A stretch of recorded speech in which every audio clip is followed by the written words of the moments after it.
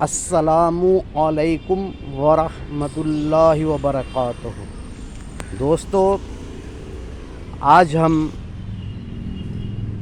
گفتگو کریں گے نبی اکرم صلی اللہ علیہ وسلم کے حاضر و ناظر ہونے پہ کہ آپ صلی اللہ علیہ وسلم کس کیفیت سے حاضر و ناظر ہیں۔ دوستو، اہل سنت و جماعت کا عقیدہ ہے کہ کل انبیاء اپنی قبر انور میں باحیات ہیں اور عبادات بھی کرتے ہیں اور انہیں اللہ کی طرف سے رزق بھی عطا کیا جاتا ہے۔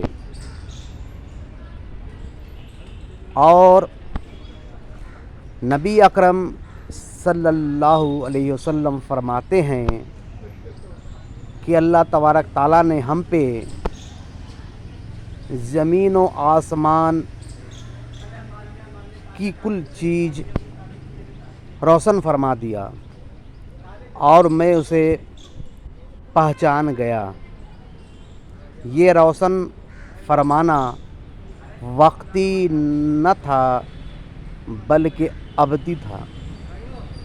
آپ صلی اللہ علیہ وسلم پہ کائنات کا ہر ذرہ ذرہ روشن ہے اور آپ صلی اللہ علیہ وسلم اپنے قبر انور سے تمام کائنات کا مشاہدہ کرتے ہیں۔ اس حیثیت سے آپ کو حاضر و ناظر کہا جاتا ہے۔ آپ صلی اللہ علیہ وسلم جہاں جانا چاہیں اپنی قبر سے وہاں وہ جاتے ہیں۔ جیسے شب معراج تمام انبیاء علیہم السلام کا اپنے قبر سے آ کر بیت المقدس میں جمع ہونا، ہماری ہر فریاد کو، ہمارے سلام کو آقا دو جہاں صلی اللہ علیہ وسلم سنتے ہیں اور ہمیں دیکھتے بھی ہیں۔ اتنے قریب سے دیکھتے ہیں جتنے قریب سے وہ اپنے ہتھیلی کو دیکھتے ہیں،